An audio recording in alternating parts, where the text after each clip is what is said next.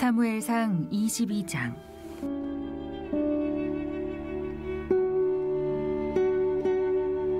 그러므로 다윗이 그곳을 떠나 아둘람 굴로 도망하매 그의 형제와 아버지의 온 집이 듣고 그리로 내려가서 그에게 이르렀고, 환난당한 모든 자와 빚진 모든 자와 마음이 원통한 자가 다 그에게로 모였고, 그는 그들의 우두머리가 되었는데 그와 함께한 자가 400명 가량이었더라. 다윗이 거기서 모압 미스베로 가서 모압 왕에게 이르되, 하나님이 나를 위하여 어떻게 하실지를 내가 알기까지 나의 부모가 나와서 당신들과 함께 있게 하기를 청하나이다 하고, 부모를 인도하여 모압 왕 앞에 나아갔더니 그들은 다윗이 요새에 있을 동안에 모압 왕과 함께 있었더라. 선지자 갓이 다윗에게 이르되, 너는 이 요새에 있지 말고 떠나 유다 땅으로 들어가라. 다윗이 떠나 헤렛 수풀에 이르니라. 사울이 다윗과 그와 함께 있는 사람들이 나타났다 함을 들으니라.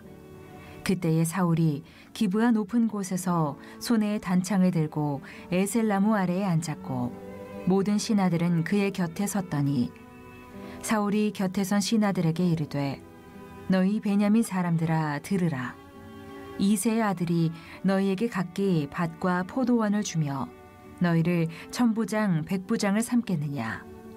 너희가 다 공모하여 나를 대적하며 내 아들이 이새의 아들과 맹약하였으되 내게 고발하는 자가 하나도 없고, 나를 위하여 슬퍼하거나 내 아들이 내 신하를 선동하여 오늘이라도 매복하였다가 나를 치려하는 것을 내게 알리는 자가 하나도 없도다 하니, 그때에 에돔 사람 도액이 사울의 신하 중에 섰더니 대답하여 이르되, 이새의 아들이 노베 와서 아히두베 아들 아히멜렉에게 이른 것을 내가 보았는데, 아히멜렉이 그를 위하여 여호와께 묻고 그에게 음식도 주고 블레셋 사람 골리앗의 칼도 주더이다. 왕이 사람을 보내어 아히두베 아들 제사장 아히멜렉과 그의 아버지의 온 집, 곧 노베에 있는 제사장들을 부르매 그들이 다 왕께 이른지라. 사울이 이르되, 너 아히두베 아들아 들으라. 대답하되, 내 주여 내가 여기 있나이다. 사울이 그에게 이르되, 내가 어찌하여 이새의 아들과 공모하여 나를 대적하여 그에게 떡과 칼을 주고 그를 위하여 하나님께 물어서 그에게 오늘이라도 매복하였다가 나를 치게 하려 하였느냐 하니, 아히멜렉이 왕에게 대답하여 이르되, 왕의 모든 신하 중에 다윗같이 충실한 자가 누구인지요. 그는 왕의 사위도 되고 왕의 호위대장도 되고 왕실에서 존귀한 자가 아니니이까. 내가 그를 위하여 하나님께 물은 것이 오늘이 처음이니이까 결단코 아니니이다. 원하건대 왕은 종과 종의 아비의 온 집에 아무것도 돌리지 마옵소서. 왕의 종은 이 모든 크고 작은 일에 관하여 아는 것이 없나이다 하니라.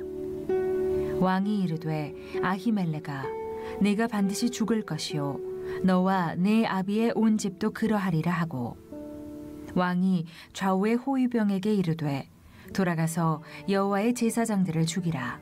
그들도 다윗과 합력하였고 또 그들이 다윗이 도망한 것을 알고도 내게 알리지 아니하였음이니라 하나, 왕의 신하들이 손을 들어 여호와의 제사장들 죽이기를 싫어한지라.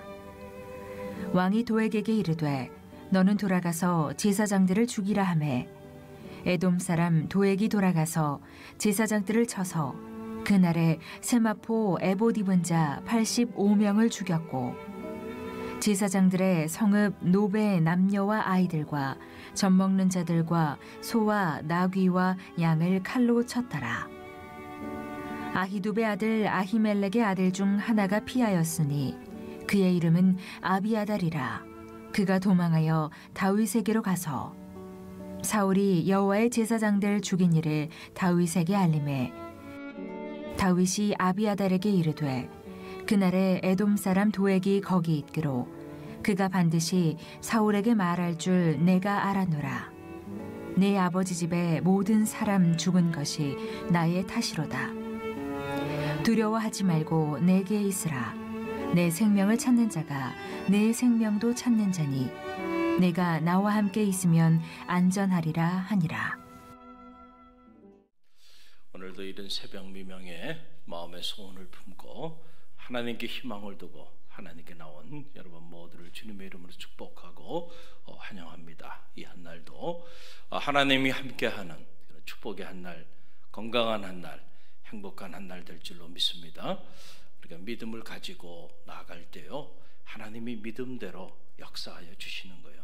어떤 위기가 오고 환난이 오고 역경이 와도요, 하나님은 살아계십니다. 할렐루야. 이 믿음이 흔들리지 마시길 간절히 바랍니다. 오늘 사무엘상 22장 말씀인데 참 한편으로 보면 너무너무 안타까운 그런 모습이죠. 제사장 아히멜렉이 다윗을 도운 일로 인하여 수많은 제사장들과 그리고 그와 함께하는 이들을 죽이게 되는, 그래서 그들이 큰 어려움을 겪게 되는 이런 참 안타까운 이런 내용이 기록되어 있어요.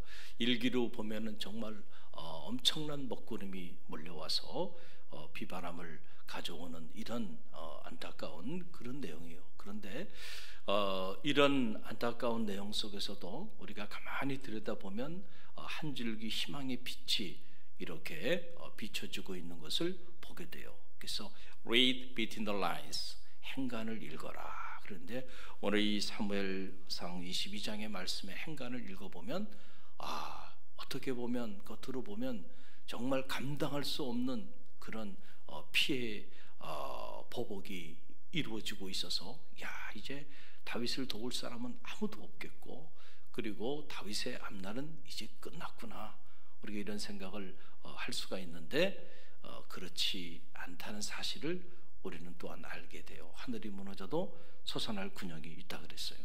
할렐루야. 하나님이 함께하는 사람은 지금 사울이 아니에요. 하나님이 누구와 함께하고 계세요?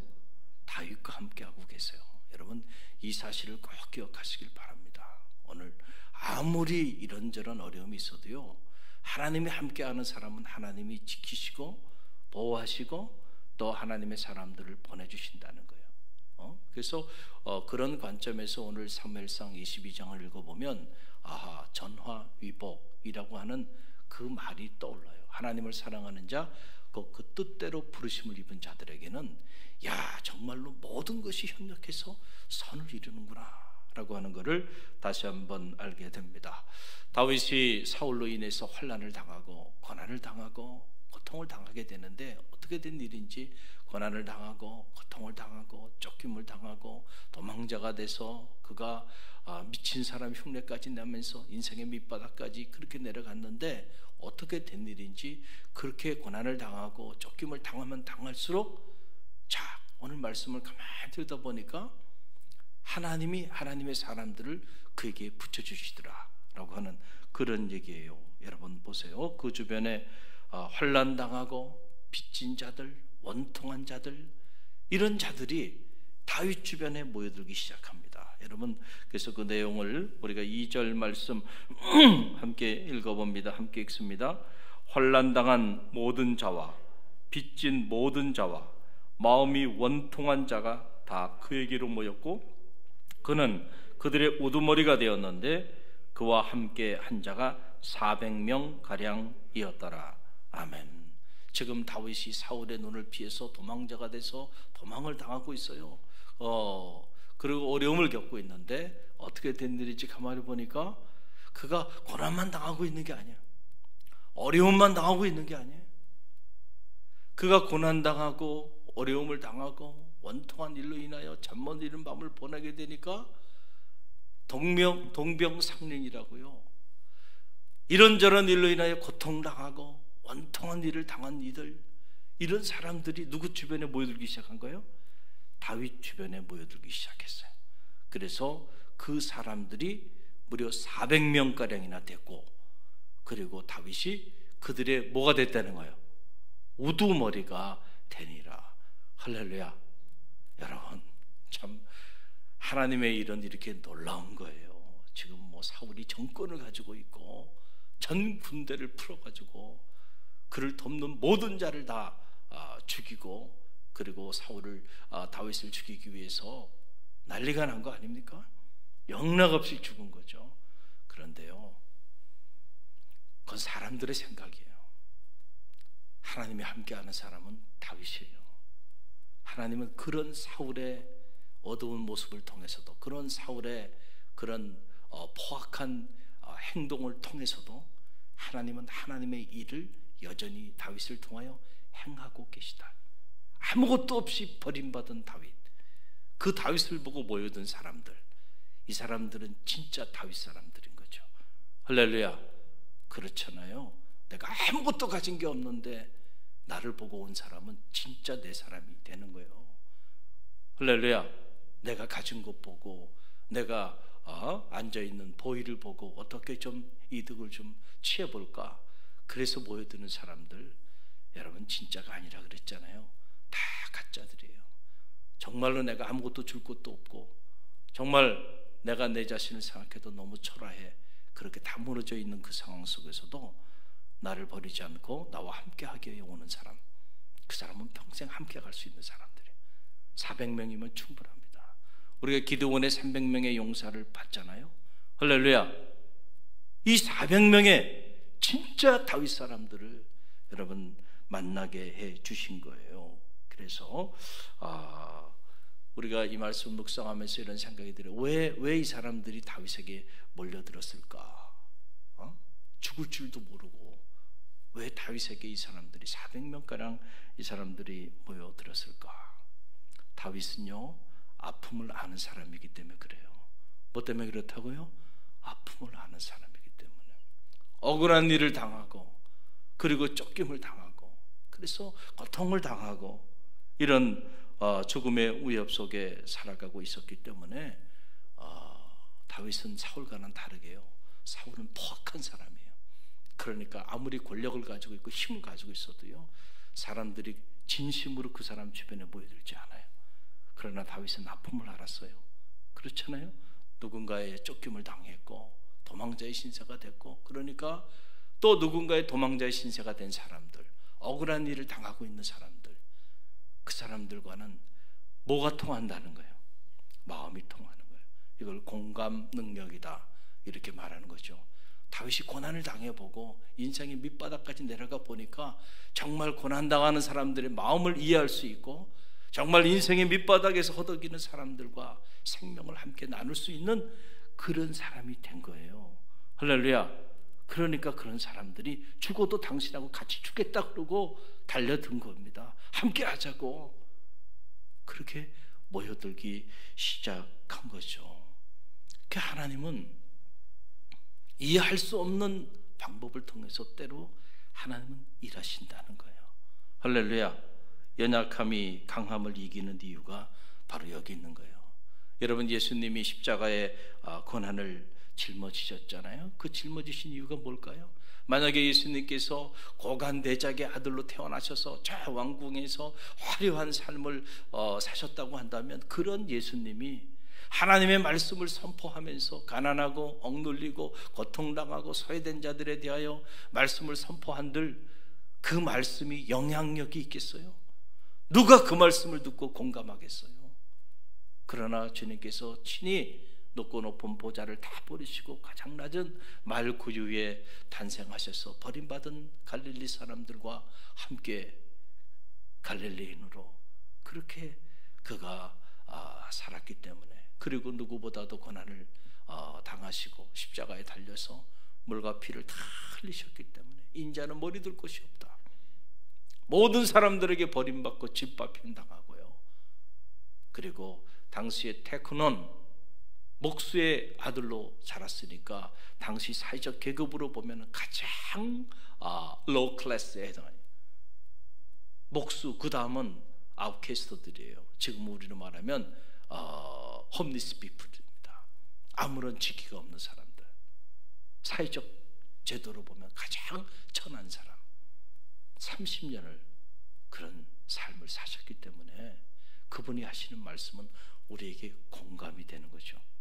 울림이 되고 우리보다 더 고난당하셨고, 우리보다 더 찢김당하셨고, 우리보다 더 많이 배신당하셨고, 그렇기 때문에 그분의 아픔이 오늘 우리에게 공감이 되고, 그래서 그분의 그런 아픔과 고난과 상처가 오늘 우리에게 은혜가 되고, 그래서 그분의 십자가의 고난이 우리 가운데 능력으로 다가오는 이유가 여기 있는 거죠. 그러니까 다윗을 이렇게 고통당하게 하고 고난당하게 하고 인생의 밑바닥까지 집어넣어서 버림받은 사람들, 굶주린 사람들, 억울한 일을 당한 사람들의 마음을 알게끔 하나님이 지금 다윗을 연단시키시고 훈련시켜 주시는 거예요. 그러니까 때로 하나님 우리를 높이기도 하시지만 낮추기도 하시는데, 하나님 우리를 하염없이 낮추실 때도 하나님의 계획과 목적이 있다는 사실을 기억하고요, 불평하거나 원망하면 안 되는 거예요.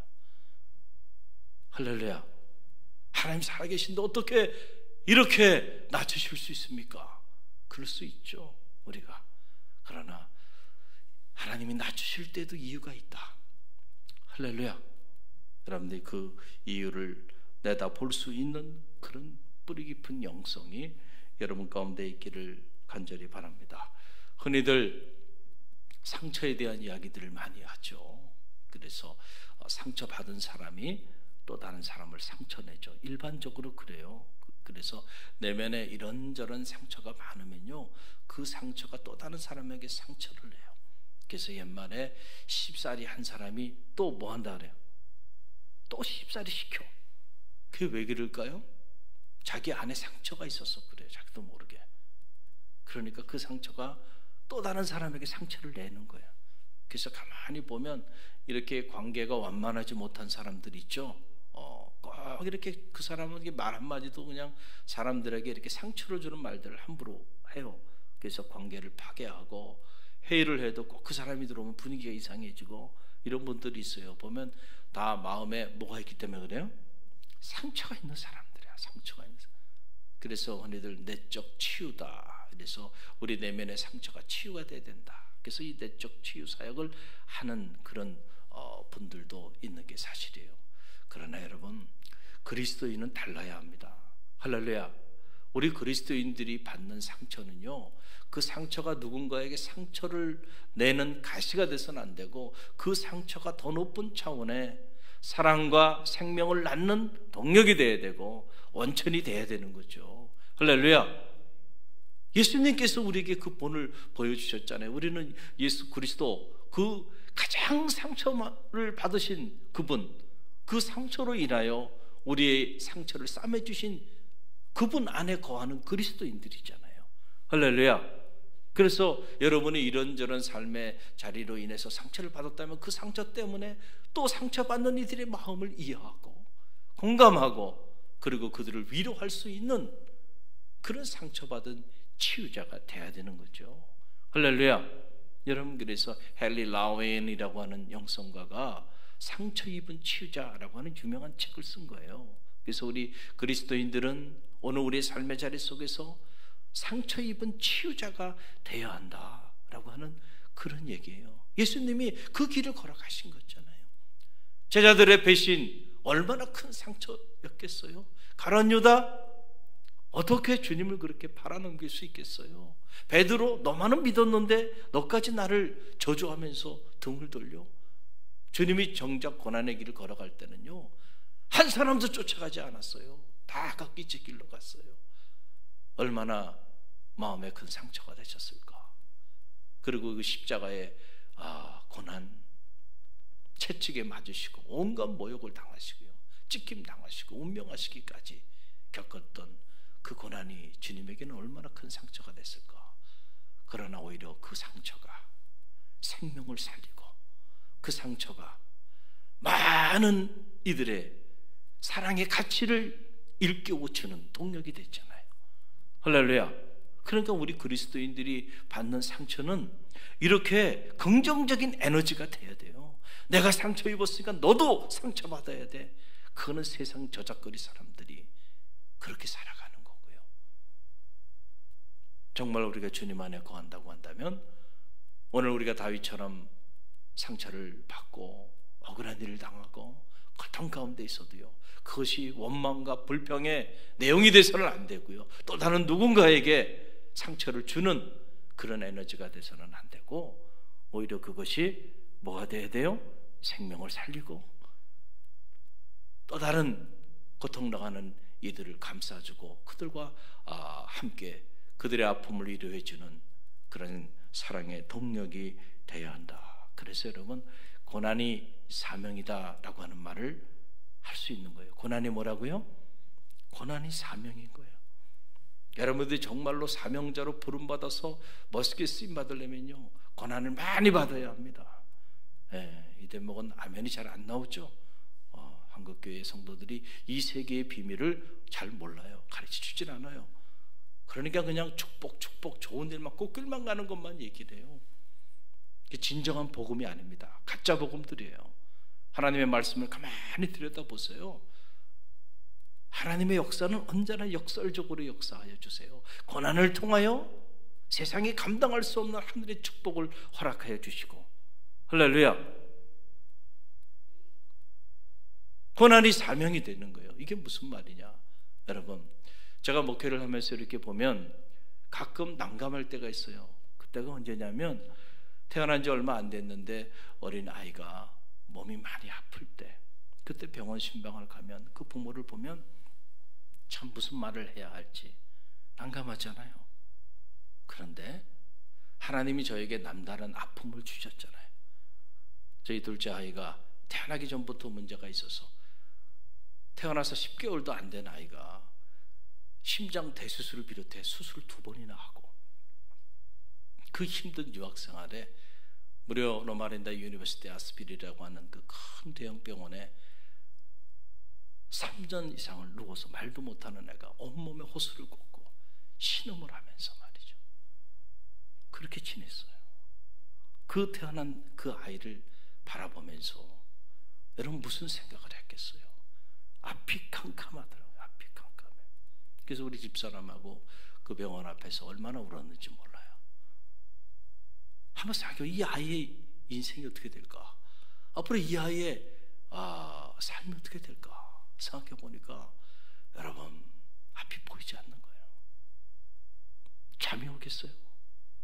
그래서 제가 일루이나에 협심증이 생겨가지고 지금은 다 치료가 됐지만 그 당시에는요, 가끔 이렇게 숨을 쉬면은 이 가슴을 관통하는 통증이요, 그럼 숨을 못 쉬어요. 그 통증 때문에. 그 조그만 하얀 알약, 그 협심증이 왔을 때 혀 밑에다 집어넣어야 돼. 안 그러면 그 통증 때문에 숨을 못 쉬고 쓰러져. 그 고통을 견디면서 보내야만 했어요. 할렐루야. 근데 하나님은 살아계시고 많은 이들이 중보하며 기도해 주셨어요. 그래서 극적으로 이 아이가 건강하게 살아내. 지금 너무 건강해서 탈이죠. 할렐루야. 얼마나 감사한지. 저는 그 큰 아픔이 있어요. 평생 잊을 수 없는 아픔이에요. 그래서 누군가 아이가 아프다 그러면은 가슴으로 그 고통이 어떤 고통인지를 저는 알아요. 그래서 가서 많은 얘기를 해주지 않아요. 내 얘기를 좀 해줘요. 우리 아이는 태어나서 이것보다 더 힘들었어. 그런데 하나님은 살아계시더라. 하나님께서 함께 하시니까 놀랍게 치유해 주시더라. 용기를 내라고. 그러면 제 얘기만 들어도 위로가 되는 거예요. 자기는 당장 아이가 이러니까 이거 어떻게 해야 되는가 염려하고 걱정하고 근심하는데, 야, 우리 목사님 더 큰 어려움이 있었는데도 저렇게 건강하고 예쁘게 저렇게 성장하는구나. 야, 희망을 가져야 되겠다. 용기가 될까요, 안 될까요? 용기가 되죠. 근데 만약에 우리 아이들이 태어나는데 다 건강해, 한 번도 뭐 그렇게 큰 아픔도 없어, 목사님이 어떻게 알아요? 속으로 그러지 않겠어요? 저도 아픔을 경험해 봤기 때문에 말을 안 해도 공감할 수가 있는 거예요. 할렐루야. 자, 고난이 뭐가 된 거예요? 사명이 된 거야. 할렐루야. 고난의 흔적이 사명이 된 거야. 저도 수술대에 누워보니까 수술대에 눕는 사람의 마음을 알겠어요. 그래서 어느 목사님 그랬잖아요. 수술 때도 한번 누워보지 않은 사람이 무슨 목회를 해, 무슨 병원 신방을 한다 그래. 그런 말도 있어요. 그만큼 수술을 앞두고 있는 사람의 마음, 그리고 수술실에 누워서 들어가는 그 사람의 마음이 어떨까? 누워보면 알아요. 누워보면. 그래서 때로는 뭐예요? 고난이, 고통이 뭐가 돼요? 사명이 되는 거야.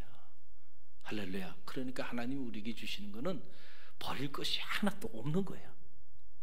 할렐루야. 우리가 이 믿음을 가지고 나갈 수만 있다고 한다면, 여러분, 세상에 두려울 일이 뭐가 있겠어요? 나에게 고난을 주셔도 감사. 할렐루야. 또 기쁨을 주셔도 감사. 하나님이 내게 행하시는 모든 일들은 다 선하신 것이고, 그리고 버릴 게 없는 거야. 그러니까 다윗이요, 처음에는 몰랐어요. 그러나 고난을 당하고 고난을 당하다 보니까 이 세계의 비밀을 다윗이 깨닫게 됐어. 그래서 고난의 예천자가 된 겁니다.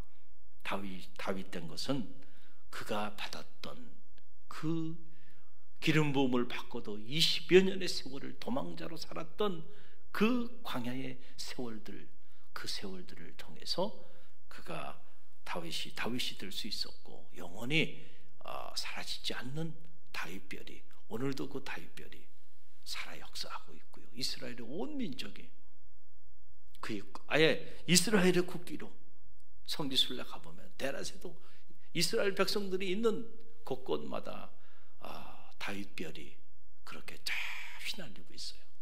아직도 그 사람들은 믿음의 선왕으로 다윗을 흠모하는 거예요. 눈물이 많았고, 남보다 고난이 많았고, 어려움을 많이 겪었던 그런 믿음의 왕이기 때문에 그를 더 흠모하는 거예요. 그냥 곱게 자라서 원상 속에 있다가 그렇게 살다가는 왕들, 열왕기 상하를 통해서 우리가 묵상하게 될 텐데, 보세요. 수많은 왕들이 역사의 무대에 등극했다가 그렇게 비참하게들 다 사라져버리고 말잖아요. 그런데 그 셀 수 없이 많은 왕들이, 열왕들이 왔다가 가고 또 왔다가 갔는데, 유독 다윗만큼은 잊혀지지 않는 왕으로. 그 이유는 다윗이 남다른 고난을 겪었던 하나님의 사람이었기 때문에 가능하다. 그 품에 안기면 위안이 되고, 그 품에 안기면 용기가 나고. 할렐루야. 그는 다윗이 그만큼 고난을 많이 당했던 하나님의 사람이기 때문에 그렇다는 거예요. 그래서 사도 바울은 고린도 교우들에게 이렇게 말합니다. 고린도 후서 1장 4절 보면, 그리스도의 고난이 우리에게 넘친 것 같이 우리의 위로도 그리스도로 말미암아 넘치는도다 그랬어요. 다윗이 사울에 의해서 고난만 당한 게 아니에요. 하나님의 위로도 그에게 임하였다는 거예요. 그래서 우리 그리스도인들이 이런저런 일로 고난을 당하지만 그 고난을 뚫고 나갈 수 있는 힘은 뭐냐면은, 하나님이 고난당하고 있는 하나님의 사람을 버리지 않고, 고난당할 때 또한 피할 길을 열어주시고, 고난당할 때 그 고난을 뚫고 나갈 수 있는 믿음도 주시고, 지혜도 주시고, 사람도 붙여주시고, 그래서 그리스도의 위로가 또한 고난 가운데 우리에게 강하게 임한다는 것이죠. 할렐루야. 그렇기 때문에 그 고난을 뚫고 나갈 수 있는 힘을 얻게 된다라고 하는 사실입니다. 다윗이 고난을 통하여 새로운 하나님의 사람들을 오늘 보니까 400명이나 만나게 되죠. 그래서 고난은 때때로 가장하고 찾아오는 하나님의 축복의 선물임을 기억하고요. 오늘 새벽에 자녀의 문제 때문에, 또 경제적인 문제, 그리고 사업의 문제, 그리고 이 육체의 질병의 문제, 이런저런 많은 삶의 문제 때문에 고통 가운데 있고 고난 가운데 있는 분들이 있습니까? 오늘 말씀을 기억하세요. 하나님 고난을 통해서도 일하십니다.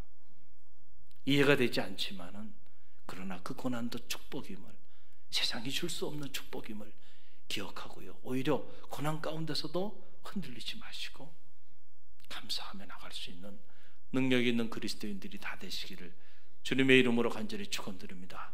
다윗과 함께 하신 하나님, 오늘 이 새벽에 여러분과도 힘을 내시길 바랍니다. 오늘 주신 말씀 붙잡고 우리가 기도하며 이렇게